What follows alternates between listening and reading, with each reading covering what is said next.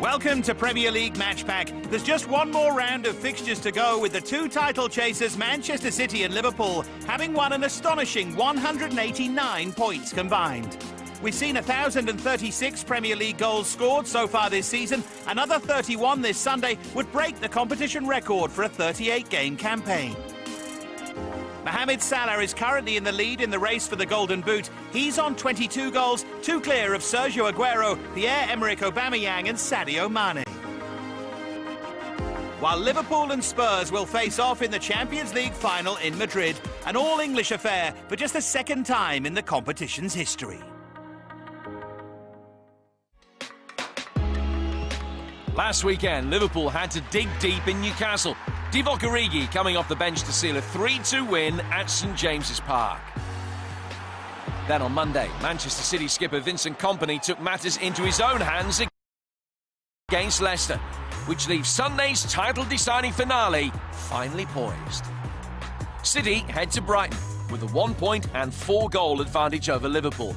And if they slip up, the Reds will be waiting to capitalise. Jurgen Klopp's men host Wolves at Anfield, where it's sure to be bouncing after their Champions League heroics on Tuesday. Both of these sides have shown themselves to be more than worthy champions. If City beat Brighton, they'll match their own Premier League record of 32 wins in a single campaign, a landmark they achieved last season on their way to 100 points. However, City have tasted defeat more frequently this time around, 4 times to be precise, whereas Liverpool have lost just once. Yet remarkably, they might not win the league, a scenario that sums up this crazy battle for the trophy.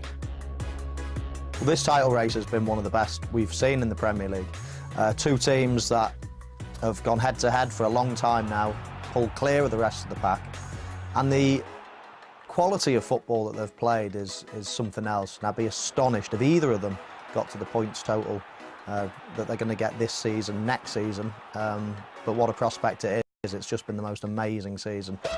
This race has been no stranger to fine margins, with goal-line technology required to allow Sergio Aguero's strike against Burnley in match week 36. He's now hit the 20-goal mark in the Premier League for the 5th season running, with a chance to make one more significant impact. He lags 2 goals behind Mo Salah in terms of the Golden Boot, but boasts the best minutes per goal ratio of any Premier League player this season. Well, Aguero's always been a goal scorer. He's probably got a similar shape and size to what I had. He's got real power in his finishing, but he can finish with finesse as well. For his size, he scores lots of headers, and of course he's scored some memorable goals over the years. He's been a great asset to the Premier League. City's strength in depth has meant it's not just Aguero who's been carrying the goal-scoring burden. In fact, 8 different City players have scored 5 or more times in the league this season. That's a higher number than at any other club.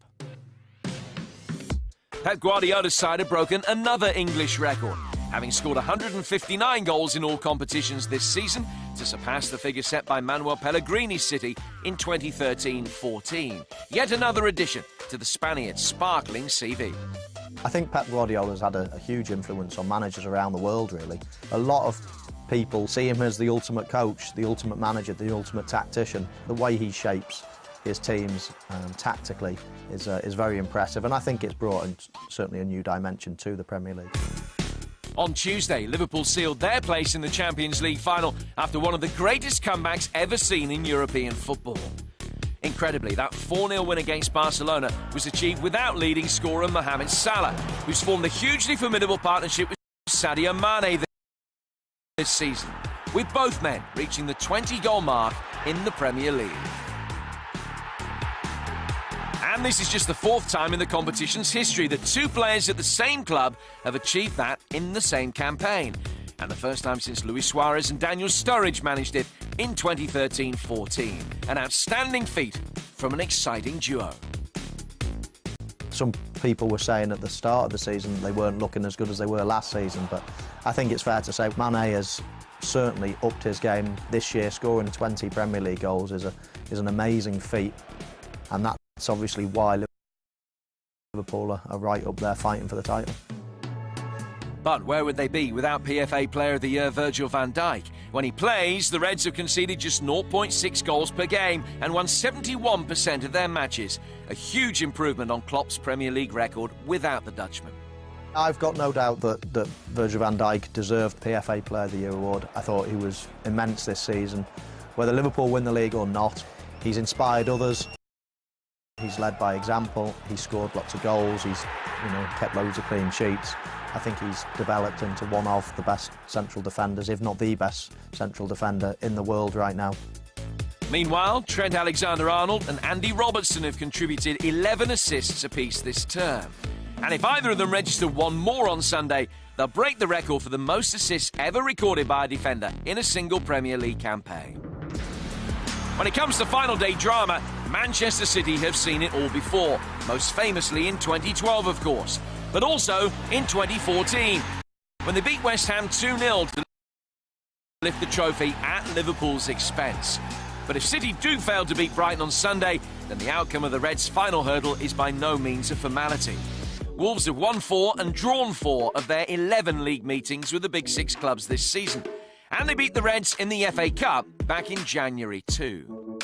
Manchester City have now won 13 consecutive league games. An astonishing run, with every single point vital in overhauling the Reds. The Can Pep Guardiola side now break Liverpool hearts and secure that title-clinching 14th victory in a row.